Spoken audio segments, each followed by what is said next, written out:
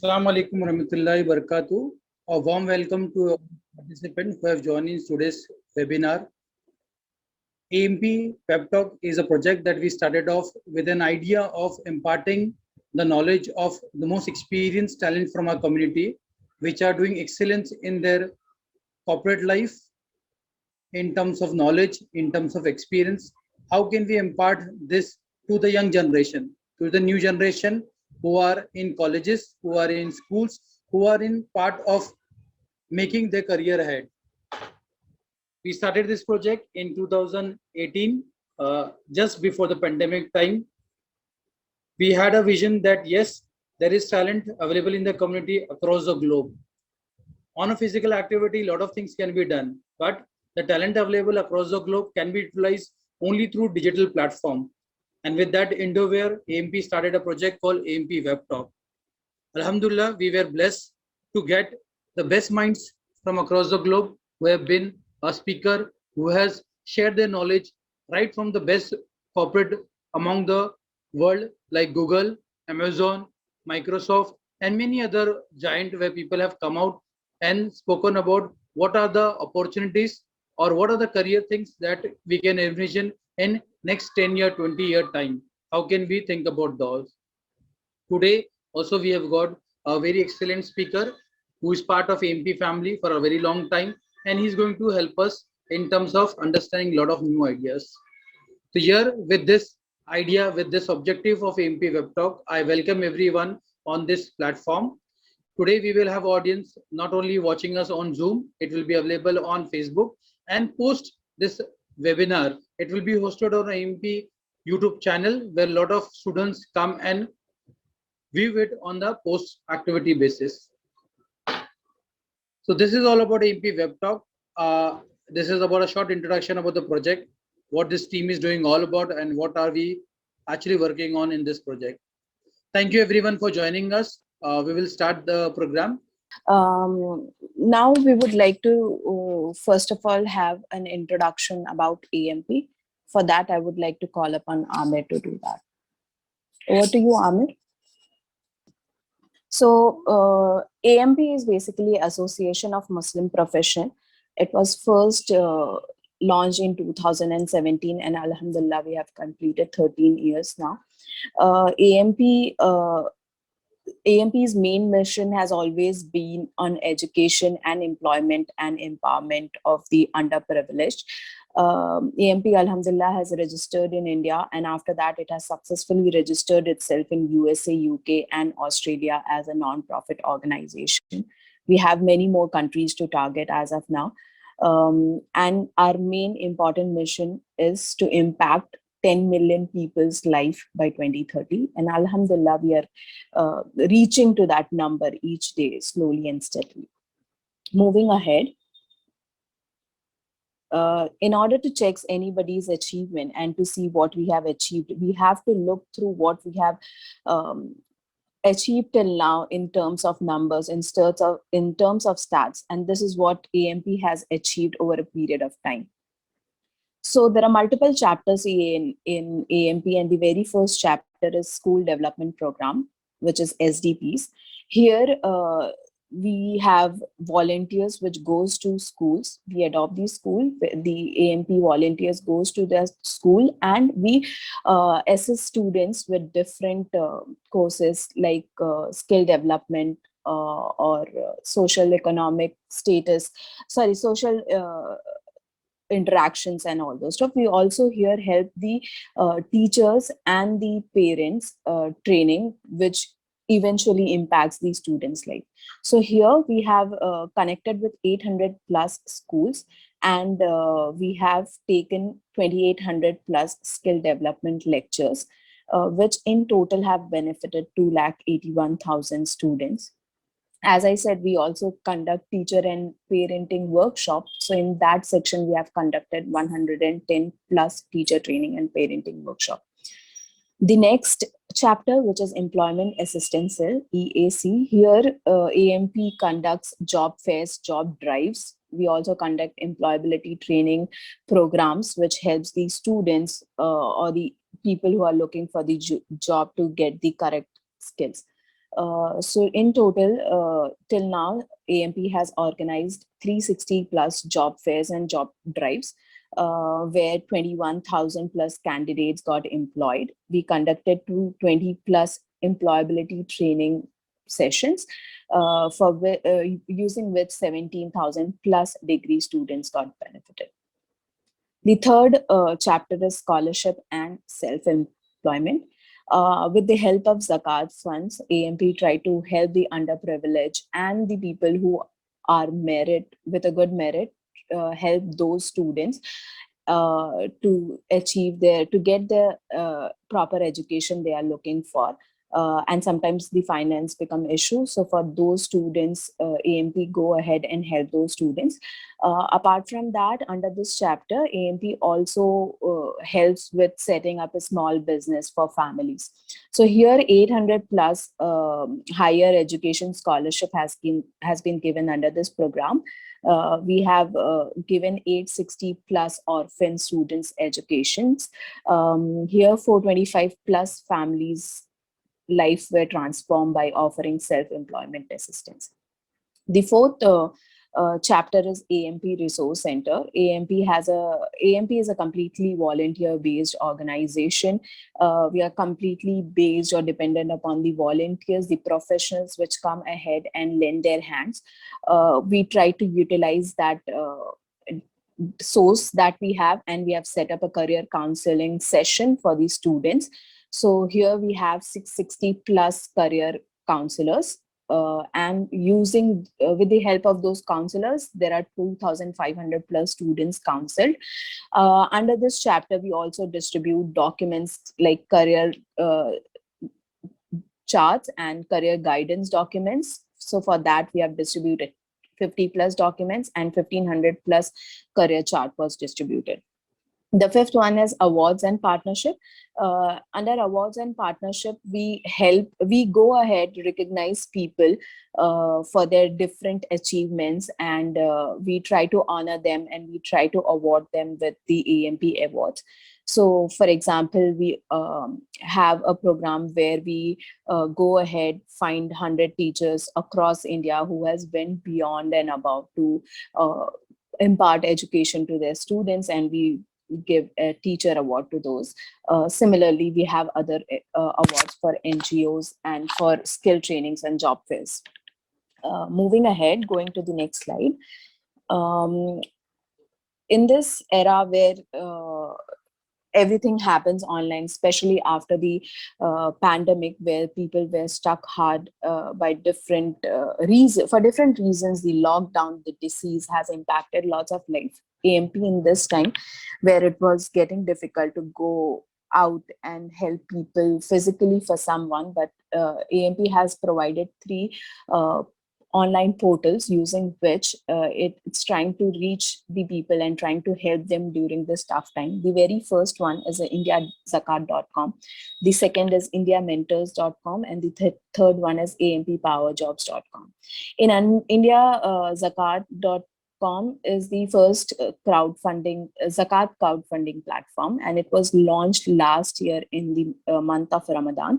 The main objective over here was to get the zakat seeker and the funders together in a single platform, and to raise the funds which is required for the zakat seekers. Here, not only we just create a platform to where people can find the zakat funds or the seekers, but here we also do the background verification of the zakat seekers, which is very crucial while giving a zakat. The second platform, which is indiamentors.com. indiamentors.com is a platform which was envisioned with a mind to have a proper educated and empowered student community where everyone gets the proper guidance which is needed. So it is completely based on the mentorship program. So here we have a mentor and a mentee. So a mentor chooses the mentee, 5 mentees, and they guide them, mentors them for a month of 3 months. So that is how the indiamentors.com work. The third is amppowerjobs.com. It's a job portal which is available for all the job seekers, where all the details about what all jobs opening and what all jobs are available in the market are provided to the job seekers for completely free. So that is the 3 digital initiative that was taken by AMP. Moving ahead, this is what is the online presence of AMP. We try to make our online presence on social media as well. So we have around 1,25,000 plus online presence on different social media platform. On ground, AMP has 140 plus active chapters, which is spread across 26 states and 16 countries, where we have 6,000 plus active members. Moving ahead. So these are all the details, the contact details, which you can get in order to contact us. You can contact us for anything if you are seeking for help. If you want to also help, you can help the community. You can come ahead and join with us. It's not a big deal. You might not have to spend lots of time out of your busy schedule. You can just spend few hours. We are always looking for people who can help us. So please do come forward if you are someone who thinks who can help and who wants to help the community. I guess this is the very right platform. So please do visit us. Please do contact us on the following details. Thank you so much. With that, I would like to start with our webinar session, and I would like to first introduce our speaker, Yahya Rasheed. So for that, I would like to invite Risha. Risha, please do the introduction for the speaker. Thank you. Okay. Good evening, everybody. So today we have with us Mr. Yahya Rasheed as our esteemed speaker and resource person for this web talk. He holds more than 20 years of experience of working with big tech firms like HP, Dell Technologies, Sutherland, Franklin, Templeton, HCL, etc. that provided him with deep knowledge of structure and processes associated with large tech firms. With a degree in computer science and management, our speaker has an expertise of working in areas related to learning and development, digital transformation, strategic alliances across worldwide markets. Furthermore, he has published 2 white papers and is regarded as a distinguished keynote speaker on emerging technologies in IT and IT-enabled service spaces. Currently, he is working as the Global Head of Learning and Development, Workforce Transformation Quality, and Head of Chennai Global Delivery Center at HCL Technologies. We are honored to have him here. Let's welcome Mr. Yahya Rasheed to enlighten us through this session. Hey. Sure. Thank you so much for the kind words, and it's a pleasure to be part of the AMP web talks. This is a format which really helps and adds value to a lot of people, as Brother Razak was sharing. So before I start, I would like to say thank you to Professor Khalil and to ladies Heba and Nahida for getting all of this organized. So let me quickly go ahead and share the slides. During the next 45 minutes, I will be talking about the learning and development, business continuity in the context of post-pandemic world, and what are the opportunities that it presents and so on. So I'll give you a flavor of all of this, because these 2 topics are quite vast, but I wanted to ensure that what is good enough from your career standpoint and what you can take home with after attending this webinar. And that's with that context, I had prepared a couple of slides. So we'll quickly go ahead and share this. So introduction again on and objectives, L&D focus areas, pandemic impact on and lessons learned. What's it in for me? That's more important. Then give you some flavor on the BCP key concepts, opportunities in this space, what it presents, and followed by Q&A. So this is a disclaimer. The views presented are that of the presenter and do not necessarily represent that of the employer. So data and information shared in this presentation I've taken from public sources and experience. To maintain neutrality, the presentation will not try to sell any product or service. So I will skip through this slide because we already had the introduction done. So from an L&D, the focus area has always been before the pandemic is to ensure that organizations remain equipped with the different workforce capabilities to perform today's and tomorrow's job, basically upskilling, reskilling. If you look at from an IT standard, there has always been a refresh every 1 year, 2 years, right? So that's predominantly a major function of the L&D, followed by execution of a needed L&D strategy to develop relevant skills and build workforces capable enough through enabling different forms of learning methodology through formal social via, because more and more people are from the millennial and centennial scale, right? So they wish to learn on the go, and so there's more of different learning paradigms that have seen over the last couple of years at least. And lastly, structuring of the L&D organizations and its processes to deliver the right kind of L&D strategy to make or buy a decision based on efficiency, impact, and consistency. So major factor has always been in terms of what's the impact the L&D function provides. Now, a couple of CEOs were kind of interviewed, and then based on that, one of out of the 8 out of 10 CEOs say lack of key skills. That is a serious threat to the company's growth, right? You can imagine 55% of them have been saying that we are not able to innovate effectively. So if you don't innovate, you're out of the game with competition taking up. And similarly, people costs are rising. So when an individual goes ahead and gets hired from an external market, the cost keeps going up as well. So cost of impacting margins and profitability and so on. So with that, I'll go to the next slide. Why basically the organization invests so much in the L&D function. One is in terms of definitely creating innovation, but at the same time, what is it in for the organization? What is it in for the learners? So from a learning standpoint, it's more of performance improvement, how you build skill within, get upskilled, closing skill gaps, engaging contents, connecting and learning together, personalized form of learning, just in time, just enough. This is very, very important, right? We earlier used to have a lot of time and money on the table, and so there was an enormous amount of time available to complete a program, of course. But today, it's just if you are able to understand a concept and then you are going to be skilled enough to work on that platform, that's all it is required, So just in time, just enough. Speed and feeds, access and search. I think these are some of the areas that have been given a fillip due to the various digital platforms that have come up, followed by building an extended learning networks. There are multiple platforms with social coming in space that has helped in terms of shaping anyone's career who goes through it, right, within the organization. So from an organization, definitely productivity and efficiency improvement, followed by employee retention via career development.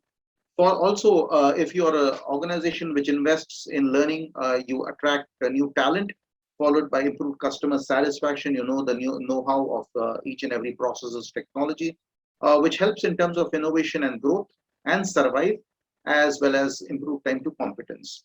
So what has all this done so well? So, but starting March of 2020, the pandemic has started impacting the learning and development function. Like what are these? What are these? If you have to look at in some of the L&D initiatives which were going on, like different organizations have different levers in manufacturing and so on as a measure of success. The L&D initiatives were put on hold because of the challenges of working from home or not having the right kind of technology to assist and so on. Face-to-face learning was a complete non-starter considering the spread of the virus. Transforming programs to the online formats, moving into what works well, what is important in getting it done, and then followed by focus on the new business critical initiatives. So wherever a new transition happens or anywhere there is new thing, only that part of L&D was kind of looked at in terms of lift and shift and knowledge transfers that used to happen. It was based on priority on critical initiatives. And that meant reduction in the overall L&D budgets itself. So what is it transformed? If you look at some of the survey results that has come up, what has been the impact on this crisis for face-to-face learning, for example? Almost 41% of that have moved into the online platforms.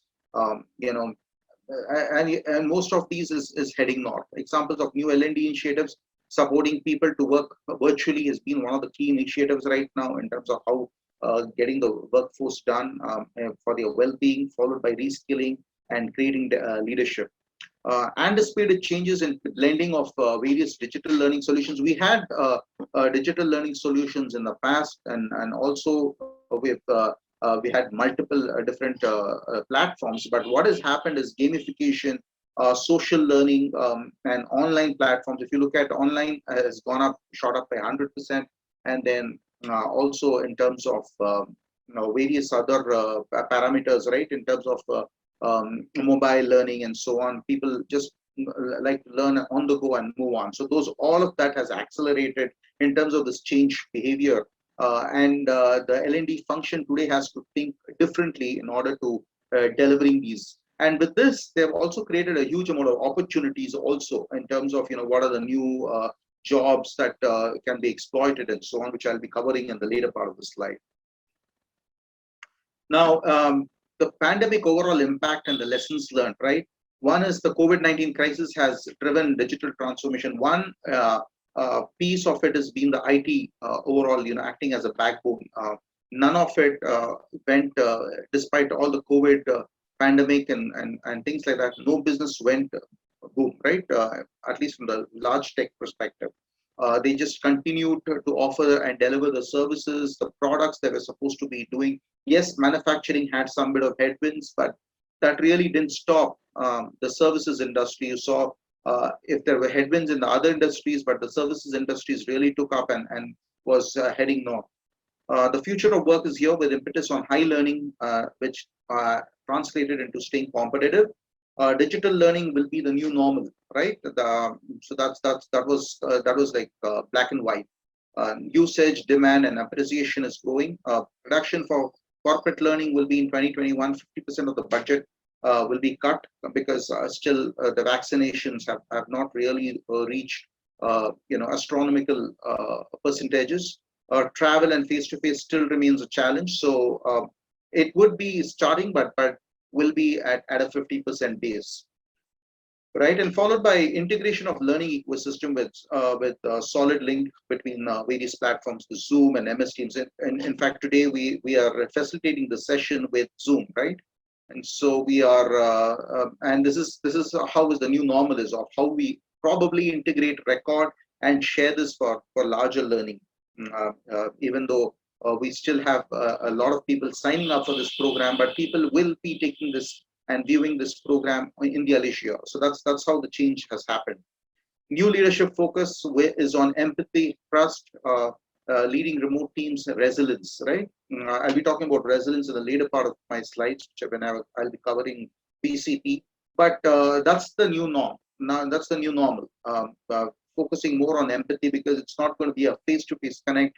How best to ensure that the learners' attentiveness and outcome is well and truly encompassed, right? In terms of COVID-19 acceleration of 2021 L&D trends, it's now moving towards from transaction to transformation. We no longer talk about, is there a check in the box for any training that is being delivered? Yeah, it's all been done and all that. It's more of what this training has enabled to cause a transformation, to cause a disruption, basically, to ensure people are able to break through, get a status quo. From classroom to workplace, which includes mobile, social forms of learning. From push to self-directed learning, it's no more that you have to complete it.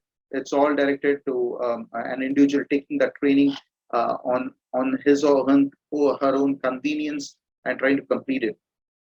From content to context, from evaluation to impact. No more people look at whether you have secured 80% or 90%, but it's how much you're able to gain what the learning has contributed in terms of you as an individual is able to process, or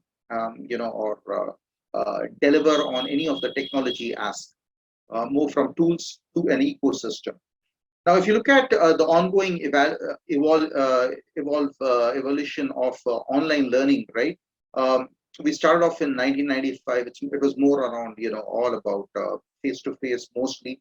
But considering the time, if you move beyond 2016 to 18 kind of a stack, you find new platforms that are coming in, the Udacity, Coursera, PDX, and so on, right? And then followed by LinkedIn Learning, which a lot of organizations have kind of adopted and moving on with that. But starting 2020 and beyond, it's more of Microsoft Teams, which has become the most preferred to conduct a virtual instructor-led training, and Zoom, and so on. Then you have this 360-degree learning, new breed of virtual reality, where there is a bit of back and forth on questions. It's more about what people feel that it's kind of a face-to-face, but as a virtual reality platform. And then you have multiple platforms coming up, and that's really pushing, in terms of the overall adoption of the learning methodology. That's how it's moving towards evolution. So what are the next gen impact on learning and development skills, right? What are the new capabilities that are required? Now, if you say 2 or 3 years back, an L&D manager used to perform on a certain aspect. Today, it's much different because it's no longer kind of managing your mess for less kind of thing. Rather, it's more of on demand, on the requirement, and at the least possible cost, at the least possible time. One has to get skilled, right? Considering the amount of data explosions that are happening, amount of transitions, new businesses, new logos coming up, and so on. So from an L&D standpoint, one has to develop his or her performance consulting skills, in terms of assessing what exactly are we trying to solve. What are the skills that are required for the future? If a transition comes in, what are the various niche skills that are coming up along with that? And then you have data analytics, looking at individual performance, individual team performance, understand what are the right kind of interventions that one has to bring into the table in terms of the right kind of learning platforms, learning interventions that are required, but certain skills are not available. So what are the various other labs that you can create, and so on. So a lot of analytics mindset is required. Similarly, on the learning experience design, people today feel that it's far too monotonous, always on there's laptop, allergic to laptop screen. There's too much of screen viewing, right? So how you make that learning experience more adaptive and ensure that there's not much of resistance towards, as well as the outcome of the learning is and the objective is met. Community engagement, which is very much required as to what we are trying to solve, which are the communities that we are focusing on. If you're looking at a freshers kind of a learning, or if you're looking at a mid-manager level training, what will be the right training interventions. Online facilitation is one of the major key skill that I would say it ranks right on top, because today, earlier when you have a face-to-face session, you tend to have a eyeball-to-eyeball contact, but today, since it's mostly on the online platform, it's important that your facilitation skills are manifold. How we enable workplace learning, ensuring that objectives are met, some bit of journalism and marketing. When I say journalism, I mean how you write, how you market a certain course for adoption, how you ensure that these courses are taken, some of these academies that we launch, and so on, right? So some bit of content writing skills, and so on. Along with that is the learning technology integration. There are multiple LMSs, but how well you integrate it into your organization, how well you integrate it within the function is all matters. So these are the 8 key skills that are required for the future of work. Let me skip, as to how the new paradigm shift is going to happen in learning, right, in the next 3, 12, and 24 months. The short term is the focus on the now, in terms of health and well-being, enabling the remote workplace. That's the biggest, focus right now. Ensuring that everybody is safe and sound, secure, and also deliver to critical business initiatives. So leveraging various team tools, immediate delivery, L&D response time. Some of the challenges Some of the challenges is in terms of learners and in the learning mode, how they are able to leverage these tools. Are they having the kind of interest levels to ensure that they complete those learning?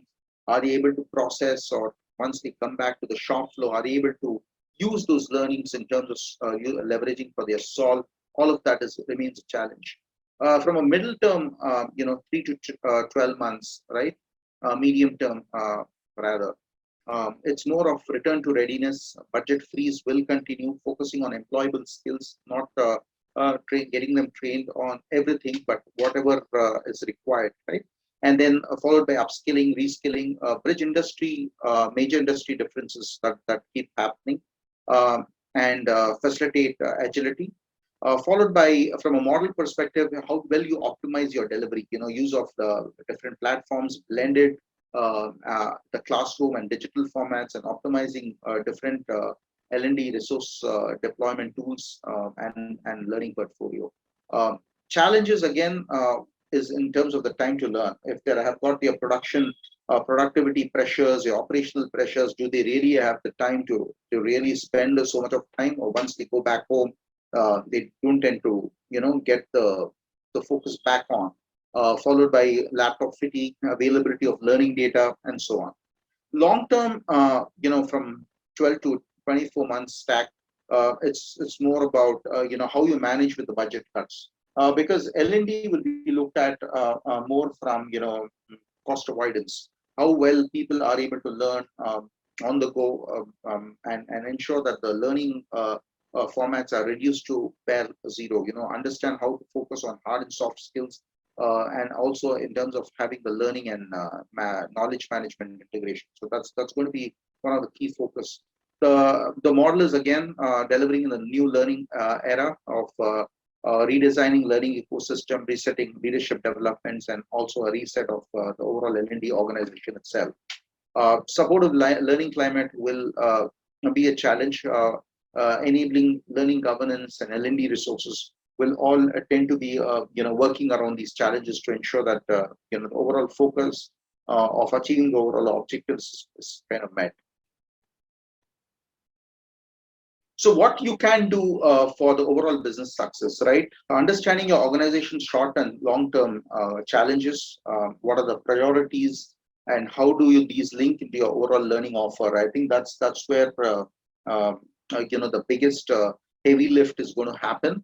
And kind of teeing it off with your various challenges from organization standpoint, and ensuring how you contribute towards that solve.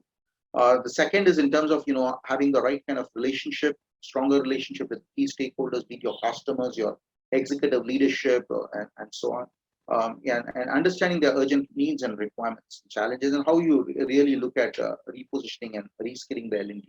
And third is in terms of preparing to support your stakeholders during and after the crisis, keep up with L&D research, collect best practices and digital learning business cases, invest in developing yourself in performance consulting and L&D expert cases. I think these are some of the areas that will go back. And once things starting to get back to normal, all of this has to be put into bear, all these learnings and all the key efforts that was put in. And again, go back and calibrate as to what all the learnings and trainings that have happened.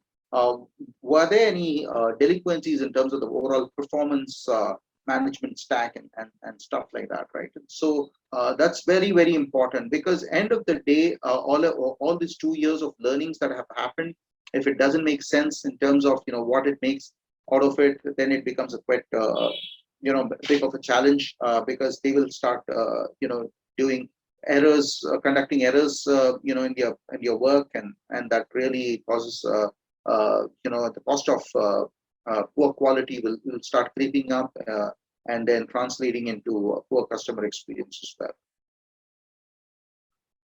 So what are the career options you have in the L&D? You have positions open for soft skills, and voice coaches, and tech trainers, and business domain analysts, and so on, right? And then you have content creation analysts, instructional design analysts. You have L&D advisors, program managers, L&D manager, workforce transformation manager, head of L&D, head of workforce transformation. Now, these are opportunities that are available in large number of organizations, because today organizations feel that this is one function that will help enable the gap.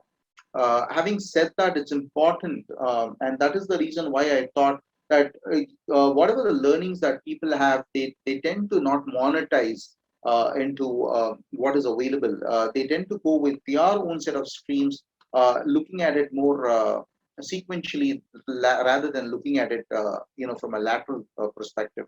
And whatever opportunities that presents, be it in the L&D function or the BCP function, one has to start looking at these, exploring this. Even it could be a fresher or a person with 6 months with good command of communication can easily start exploiting these roles. And believe you me, these are the roles that really catapult your career into strong management and leadership positions in the later part of your career. So give this a serious thought. And there is a dearth of talent which is currently not available in the L&D space. And I would suggest that start really giving this thought a serious relook, because people consider global functions like L&D, BCP, fulfillment, and all are something which are not aligning to their overall objectives. But these are some of the areas where you get a view of the entire organization. With that, I'll move to the business continuity. I hope I'm good on time. Yeah, business continuity planning. So this is another area which is extremely critical after COVID. It was critical before COVID too, but now every organization which did not have any bit of scale or scope today looks at it differently. Okay. There's this usual quote, right? The only thing harder than planning for a crisis is explaining why you didn't. So if, say, for example, a work from home was not there, a lot of organizations would have today struggled in terms of delivering services, and then you could have easily lost out to competition. So what is BCP? BCP is a set of advanced procedures, processes that increase the organizational resilience. How well after a crisis, how you fight back and quickly get up and start moving on, right? By ensuring availability of business critical processes at acceptable levels within acceptable downtimes. So say if God forbid there's a tsunami that happens in Chennai, basically in 2000, I think 2005 December, right? Immediately all the delivery centers were shut, and then we had centers taking up from Mumbai and other locations acting as fodder to ensuring that the work gets completed. So that's extremely important. Followed by some of the key resilience factors that one has to really bake in once these triggers kind of happen. So what are the major objectives? Is continuity, reputation. It not just looks at continuity but reputation. Once for example a bank kind of goes down, it causes a lot of reputational risks which is not quantifiable, but can really dampen the entire feel good factor of perception from a customer standpoint. Again, customer satisfaction is one thing. After an event, how quickly the organization is resilient. Followed by compliance. There are a lot of compliance standards as well, so that there's no exposure to any financial loss or customer experience or any specific challenges. So this is basically a study that was done, the impact of catastrophes on shareholder values. This was done by the Oxford Executive Research Briefings. Now, organizations which have been doing effectively on the BCP has really the share value has gone up considerably, and organizations which have really messed up and been ineffective in their overall BCP planning has seen a negative impact. Now the bridge, the gap between the two is close to about 22%, right? So that's how effective BCP helps in terms of protecting shareholder value as well as ensuring customer experience and no risk exposures to various financial metrics. A good BCP is like an iceberg. When you look at the visible part, you have effective crisis management, continuity of operations, minimal customer impact. But if you look at the overall good BCP, there's a lot of invisible foundation that one has to put in, meaning risk assessment and mitigation. So there are a lot of risk analysts that work on ensuring that all the assessments or all the mitigations are kind of teed off with the business leaders, ensuring that any impact, whatever exposure that they have, it's assessed and mitigated based on, there are different methodologies like the risk priority number or the FEMA failure mode effect analysis and so on. And then you have rigorous analysis done, which impact employee process. In BCP terms, we call it people, process, and technology. So it's employee activity distribution and that. So we basically look at all the change impact and risk assessment impact done, followed by processes which are critical, which if it goes down, then it takes the entire organization down too. So look at what are those processes which are critical, and then what are the recovery requirements that are needed. Where there are different recovery strategies which I'll be talking about the next slide, but we'll have to figure out the various identification and respective recovery strategies. One thing to look at, in these recovery strategies is what is the cost of those recovery strategies. You don't want to have pretty expensive recovery strategies as well. That's not going to help. It's like an insurance, ensuring that you get the best policy at the lowest cost and with the largest of cover. So that's how you have to look at it. And followed by how you manage crisis, what are the different roles and responsibilities within the organizations, what are the various tests, advanced preparations done, and so on, what are the various communications that get rolled out in the form of rosters, templates, and procedures, what are the various trainings and awareness sessions that have been conducted. Business tests, BCP tests are is an extremely important dipstick. You have a tabletop test, you have different kind of tests that is done. Planning of those tests, coordination and execution is an important phenomena, followed by how well you govern that entire process with the options and opportunities for continuous improvements. Recovery strategies have three forms. Basically, you have work from home, which you're seeing. That's the most preferred one. If there is an issue of a tsunami or an earthquake, there is this option of relocation where employees are backed up in delivery sites and operations are recovered. Then you also have a split operation. Split operations is basically having multiple things running in terms of some work is split between, say, a Mumbai delivery center or a Chennai delivery center or from Kolkata. Or if you these split operations are looked at as center, as city, as state, as country as well. So there are certain operations which are very critical, which are not done 100% in one country. They'll be shifted to say a next country. So that's how these split operations kind of work. No business continuity plan is complete until fully tested. So all of these plans today are have to be put to bear, and understood. How are we? So what people do is they go through a mock test, understand various objectives of these mock tests, and almost mimic it to a real scenario, ensuring organizational readiness to face crisis, evaluation, the effectiveness of the BCP, identify gaps during those. The preferred form is the tabletop, and then you have a real test, and it's all about affordability. Any organization which is willing to kind of test its waters, they go ahead and do that test, and then ensure proper maintenance of all of these BCP processes are kept. Some of the well-managed crises, you can know there are a lot of tsunamis and coronavirus, and then forest fires and earthquakes and so on. So most of it was kind of well managed. Almost 90% of real life crises with minimal impact was managed, right?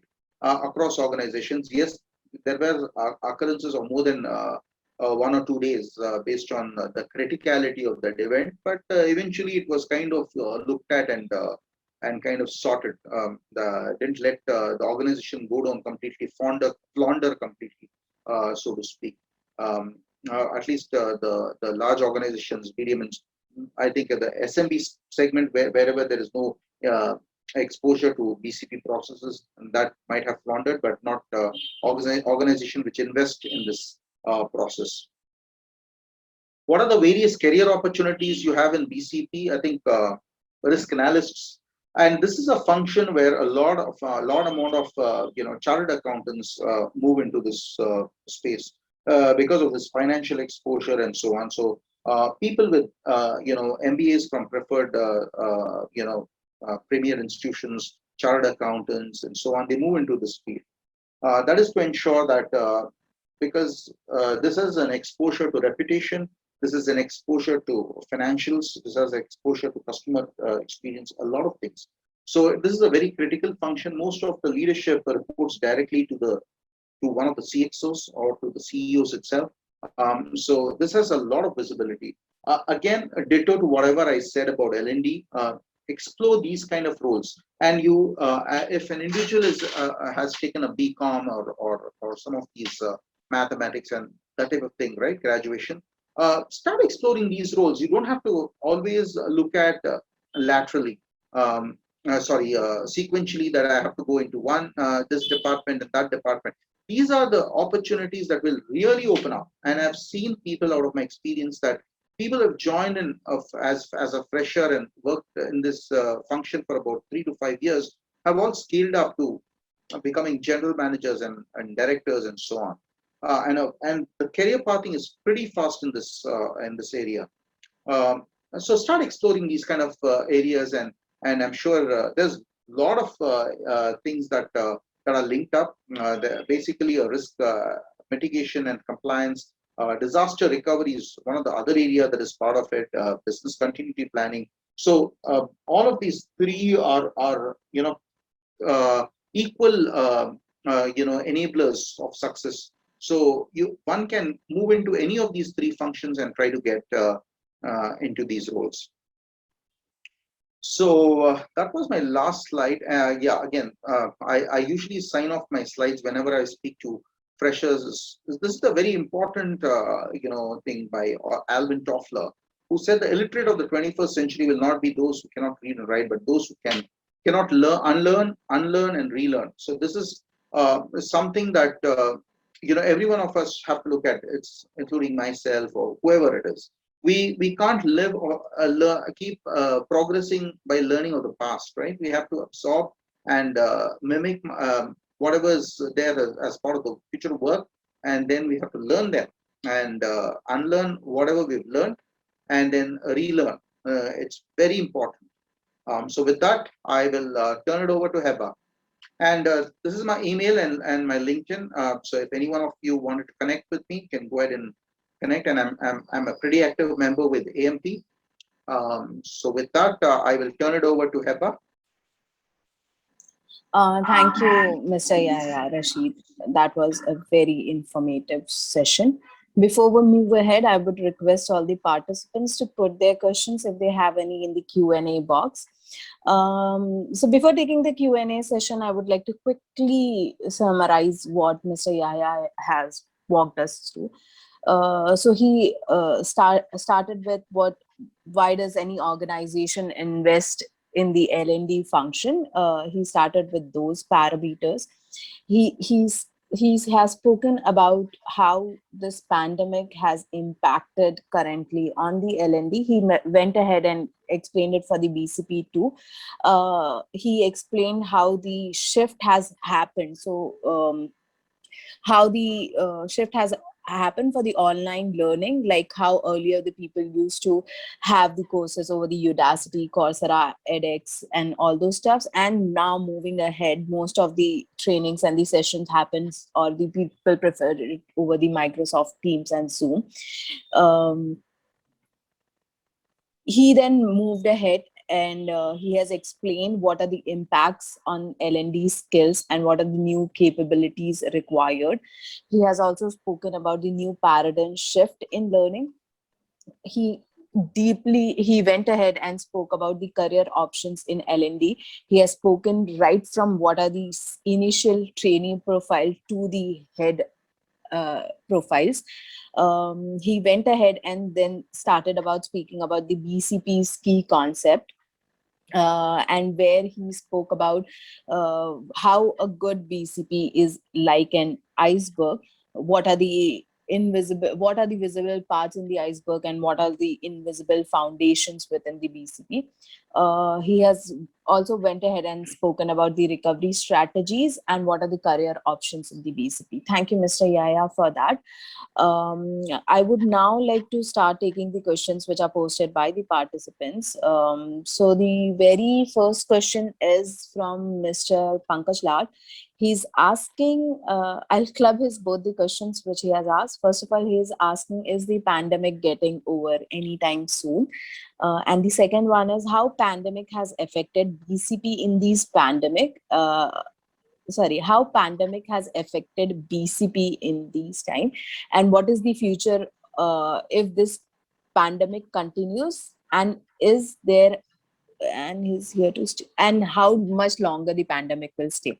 So basically it's around the same line, like how longer the pandemic would be staying, and how it has affected the BCP, how BCP got affected in this pandemic. And can we say that the opportunity has grown and will grow within this pandemic? Can we say that? So that was the question, Mr. Yahya, for you. Okay, so Pankaj, I would love to say that the pandemic gets over tomorrow. There's something beyond a lot of people's, view, beyond the thought process. Even the best of data scientists have not been able to predict when it is. I was just reading an article yesterday, in CNN, and one of the doctors, I think Dr. Sanjay Gupta, who does that for, he says that this pandemic is here to stay. So I don't know. All our prayers are to ensure that God, the Almighty, is kind to ensure that this pandemic goes off. So that's my answer to the first question. The second question is, if this pandemic remains, what will happen to the BCP? I don't know. I got a little confused with the question. I'll be, I'll give it to the best of my ability. So if this pandemic continues, right, definitely BCP will grow. BCP as a function definitely will grow, because even the small and medium today organizations are looking at BCP, which was not having cover. If you had followed my presentation, I had mentioned that this is an investment worth taking, because people feel that if we don't have it, if we don't have a BCP kind of scenario, we'll lose out to a larger competitor, and with that the business itself. So we'll have to look at that, and there's a massive amount of opportunities that are currently existing in this space, and that's why I wanted to talk about this topic. I hope it answered your question, Pankaj. Thank you, Mr. Yahya. I'll take the next question. So the next question is, how does disaster recovery differs from business continuity planning? Disaster recovery and business continuity both are of the same. So that's why all the three are clubbed into a global risk and compliance function. It's called disaster recovery, business continuity, and risk management. All three are there. Disaster recovery is in terms of, say, if there is if it's a data mess that has happened, okay, or some kind of an application flaw that has gone down. How quickly are you able to bring that? It's mostly discussed in disaster recovery is discussed more from an IT standpoint. An application which is heavily critical goes down. What is the option for that? How do we pull all strings up and try to ensure that that particular application is up? Because I'll give you an example, right? If Twitter or Facebook drops, immediately there are about the chatter and trends continue in the social media space, right? That we're not able to get it, and my posts are not reflecting, my Instagram is not working. A lot of things are being talked about in chatter. Similarly, be it a HDFC or whatever. Now, this disaster recovery is to ensure that how quickly you build that application up and ensure that those applications become stable, or what is the other options that to look at? So we'll have to look at it from that perspective, from an IT standpoint. Business continuity is the entire business itself getting floundered, not just one application, one or two applications, but the entire site or entire processes, set of processes gets floundered, then it becomes a big challenge. And that's where we have to ensure that all of these strategies are looked at, recovery strategies are looked at from more from financial exposure standpoint. Okay, thank you. Mr. Yahya, most of our participants usually are mostly students who are someone who is still studying or just getting graduated. So can you suggest some basic educational qualification to have in order to start a career in L&D or BCP in any reputed organization?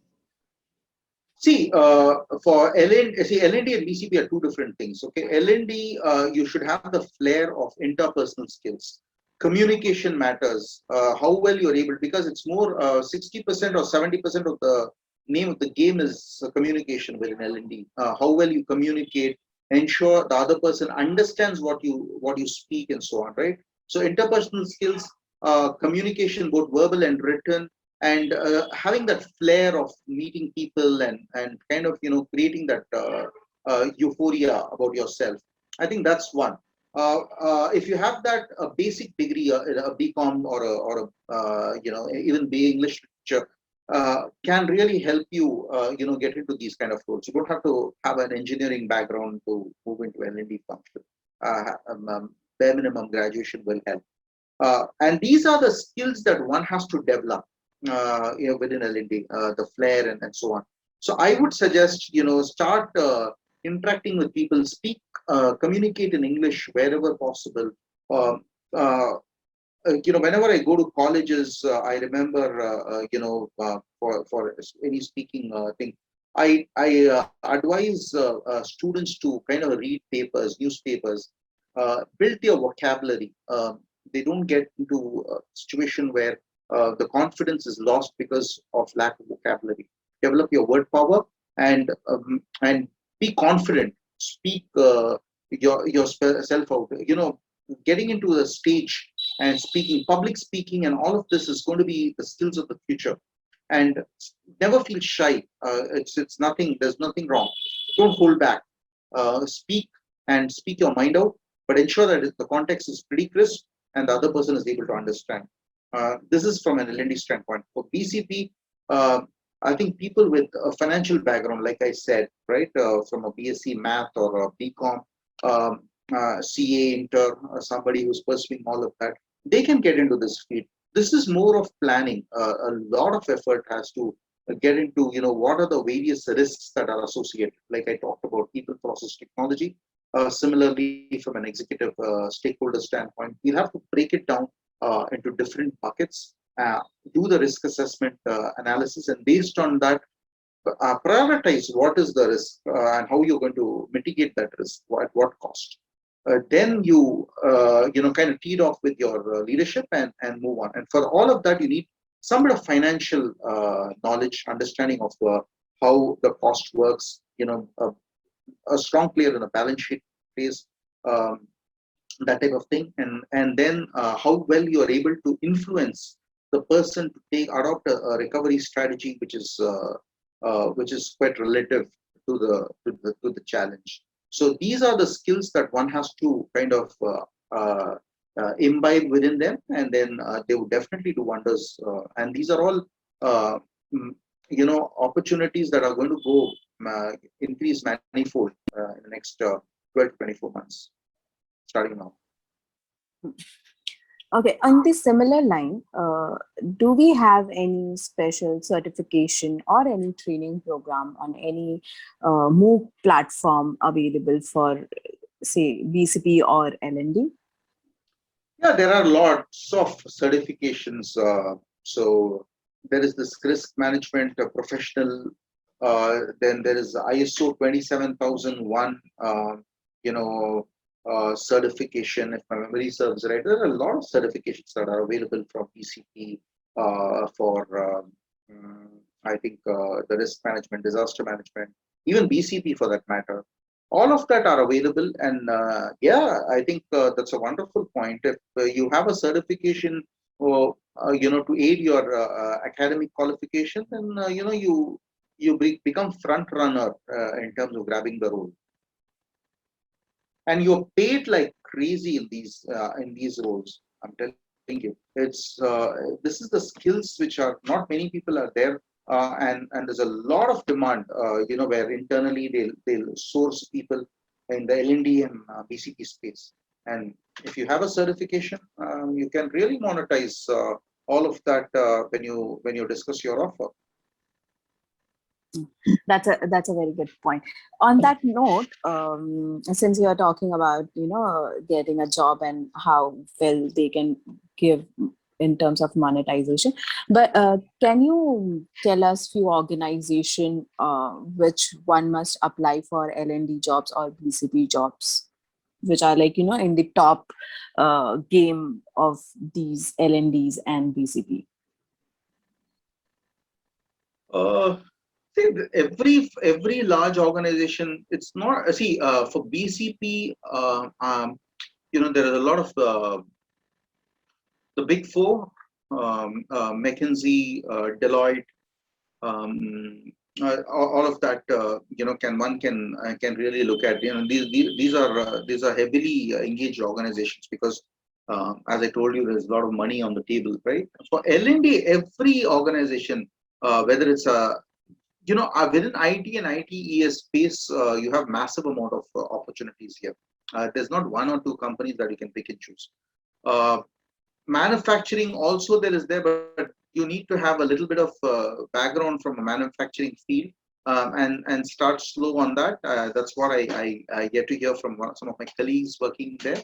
But these engines of opportunities continue in most of the organizations for L&D. L&D, there's no dearth of opportunities. Even BCP for that matter. BCP also you have. But if you want to really create that flair, then these consulting organizations, they do a lot of openings that come up on BCP. A lot of my colleagues and people who work under me are all in these big four organizations rather. Okay, thank you. So that was most of the question that I had around the topic. There's one question which is a little off the topic, but I guess you are still the right person to answer it. So I'll read that question. So since you are a very old member of AMP and you know a lot about AMP, so can you enlighten us and give us your thought on how important a volunteering is, and can it help the young generation to improve their personal skill sets, and how can they hone their skills with organizations like AMP? See, I always, the amount of skill, the numbers that I think, Heba, you were facilitating, if I'm not wrong, right? When you first talked about AMP, the numbers are a proof of pudding on the various facets of volunteering and different platforms that have been created. It's astronomical, right? So one in your and this gives a platform. I was quite impressed with some of these young people who are volunteering and trying to get into the mix of things as interns and so on. This, to my mind, gives a solid platform. I see that some of the people are asking, about all of these interns job and all that. I think I strongly suggest that one has to really get into this interns for AMP. The volunteering can be completely encashed once you get back to job, because you are getting different. These project management kind of work is not available. You won't get it anywhere. I think AMP provides freshers and people who aspire to be interns who can take it forward, and community engagement is something that one aspect of it is monetization. The other aspect of it is the fulfilling intent that you have, that you did for a certain community, right? And that's another value add that comes across apart from learning the job and all that. So I would strongly suggest getting into AMP scheme of things and learning these different facets of project management and different programs. Thank you, Mr. Yahya. That was all the question that I had. Now I would ask Ms. Nahida to come ahead and give a thanks now. Over to you, Nahida. Thank you, Huba. Thank you so much, sir, for the informative session. I'd like to thank our speaker, Mr. Yahya Rasheed, sir, for enlightening us with his knowledge. Today's webinar was full of knowledge and interesting topics. It gave us the deep insights on change scenarios and learning patterns and business continuity planning. The point where our speaker said about the lessons learned after the pandemics and the key 8 skills needed to survive were very informative. I'm sure the precious knowledge that our speaker shared with us all will definitely help us in our post-pandemic studies and future. Once again, I would like to thank Mr. Yahya Rasheed, sir, for taking out time from his busy schedule and empowering us with the needed knowledge. Thank you so much, sir. I would also like to thank AMP for organizing these webinar sessions and the team for successfully organizing the event. Finally, I'd like to thank all the attendees for the patience and paying your attention and learning from this webinar.